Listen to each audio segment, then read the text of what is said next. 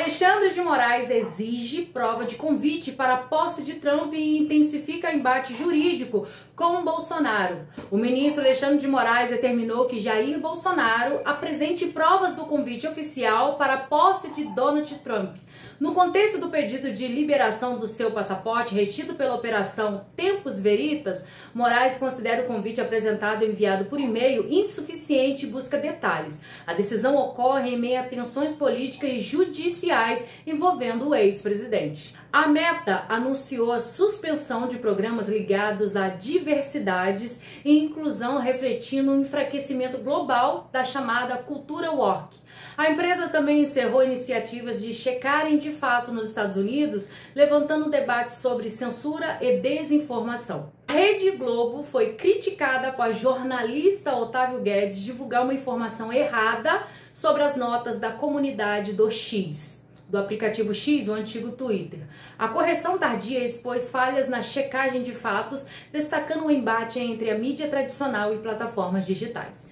Esses eventos mostram mudanças significativas na política, comunicação e também na cultura, evidenciando disputas de poder e narrativas que moldarão o cenário global e nacional. O que a diferença? Vamos lá.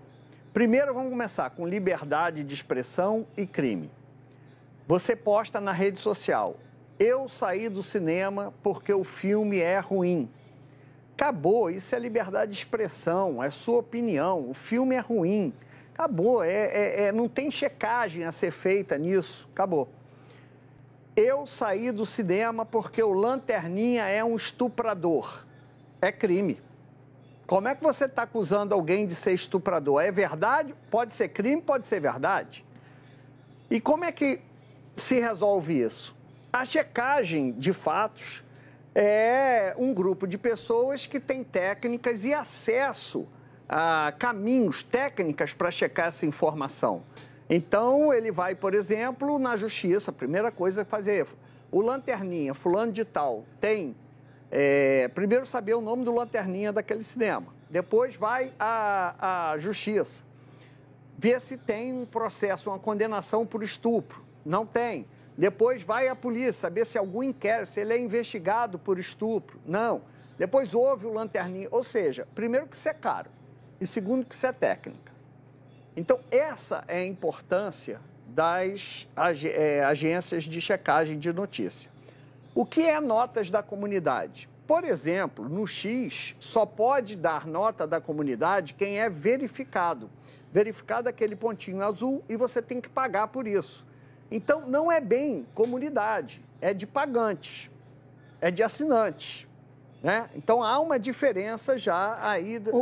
O que já, desculpa te interromper, o que já altera a amostra, né? Porque, assim, quem topa pagar... não estou dizendo que é todo mundo, mas muita gente que é entusiasta com o X e com o Elon Musk. E que tem essa visão de pós-verdade, que a verdade é relativa, enfim. Então já começa por aí, já na largada. O Lanterninha, por exemplo, ele não é assinante do X, que seria uma nota, teria, olha, eu, fulano de tal, sou o Lanterninha desse cinema, nunca fui acusado, investigado de estupro. Se ele não pagar o X, ele não vai poder isso. E o cinema fica no Rio de Janeiro, no Maranhão. Será que alguém do Rio Grande do Sul, será que alguém vai parar e vai ter essa técnica de consultar a justiça, consultar a polícia, ouvir o Lanterninha, ouvir quem acusou para fazer, olha, o é fato, é fake? Não vai, gente. O que vai ter é o seguinte, todo estuprador merece morrer. E se bobear, além de estuprador, é pedófilo. Então... a nota da comunidade, ela não substitui a checagem dos fatos. Ponto. Esse é o ponto fundamental para mim. Essa história de notas da comunidade é apenas uma cortina de fumaça, pode funcionar em algum momento com a contextualização de um fato histórico, pode, mas ela não substitui a checagem dos fatos, que também não é o remédio milagroso para as fake news. Tanto que hoje existe, e mesmo assim, por exemplo, hoje o Brasil está todo, né, se perguntando se o Pix será taxado. Uma big fake news, mas que todo mundo hoje, aqui no Rio de Janeiro, pelo menos assim, na minha bolha, só se falou nisso. Então, e temos checagem de fatos. Checagem de fatos, o fim da checagem de fatos transforma o que é ruim em...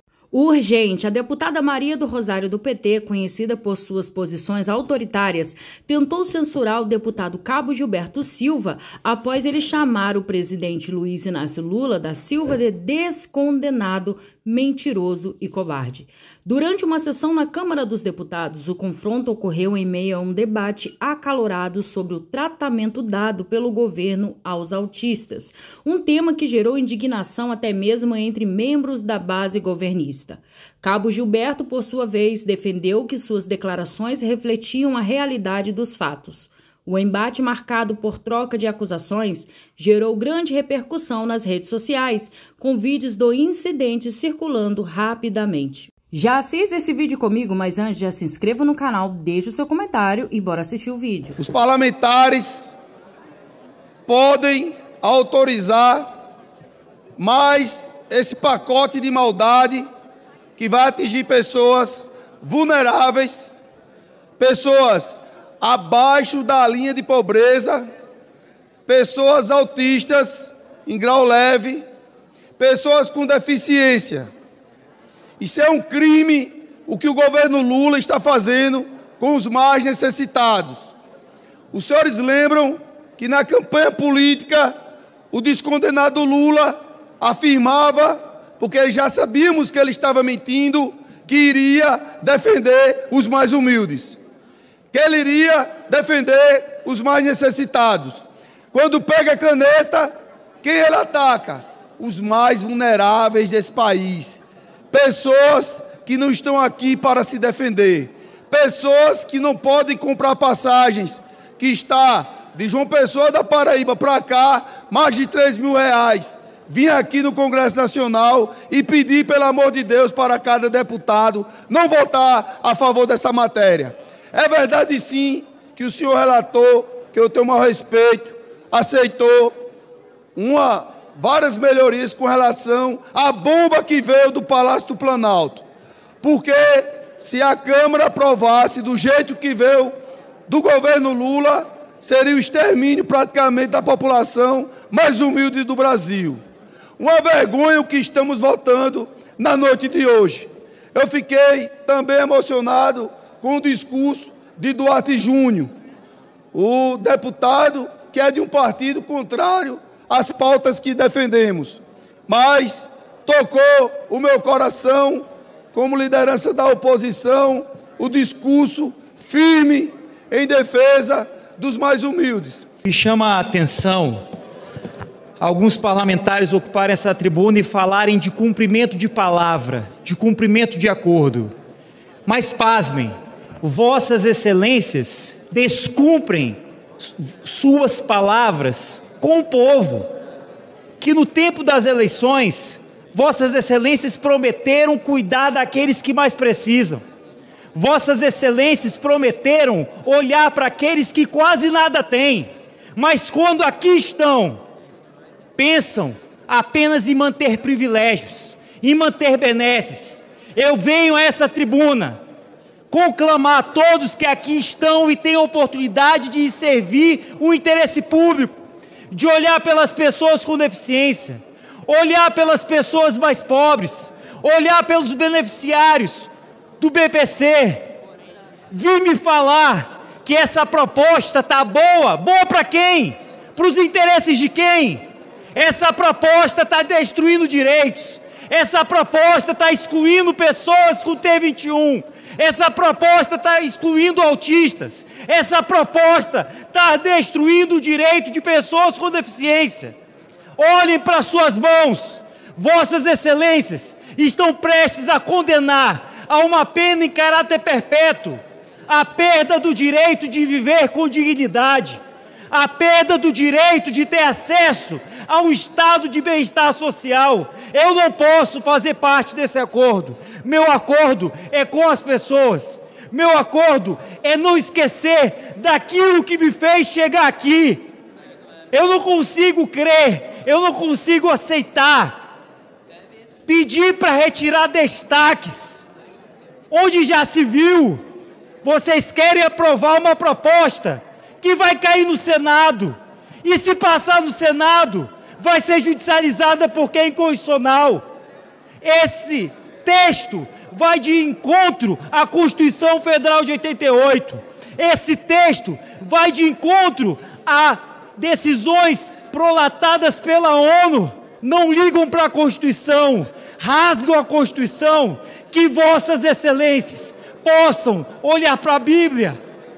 No livro de João 10:10, Jesus veio para que nós tenhamos uma vida plena, uma vida digna, uma vida em abundância.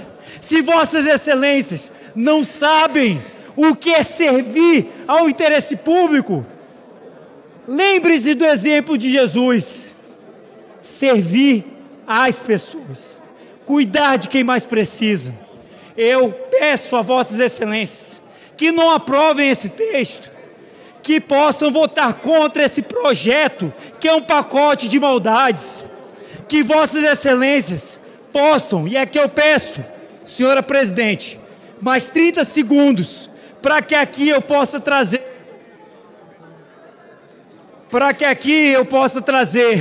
a dor das pessoas. Vossas excelências não podem presentear nesse final de ano com esse tipo de presente de Natal, isso não existe. Eu peço a vossas excelências que retirem o texto do artigo 40D. Nós não podemos burocratizar, estabelecer o CID, porque no Brasil nós temos pouco mais de 6 mil médicos neurologistas. No Maranhão são 71. Por gentileza, 30 segundos para eu concluir. Eu peço, por fim, que votem contra esse texto, porque no parágrafo 2º no parágrafo 2º do artigo 20, se estabelece níveis de pessoas com deficiência. Vossas excelências não podem entender que esse texto é constitucional. É por isso que aqui eu discuto contra esse texto. Vejam só, estamos falando de um deputado federal que se emocionou na tribuna da Câmara de Deputados. Imaginem as pessoas mais humildes desse país. Repito e insisto, que estão abaixo da linha de pobreza. Lula, o senhor é um criminoso. Lula, o senhor é um covarde. Lula, o senhor é um mentiroso. A oposição tem compromisso e vai dizer não a esse projeto maléfico, maldade, que não vai resolver problema nenhum, que não está fazendo ajuste fiscal nenhum, corte de gasto nenhum, apenas atacando os mais pobres.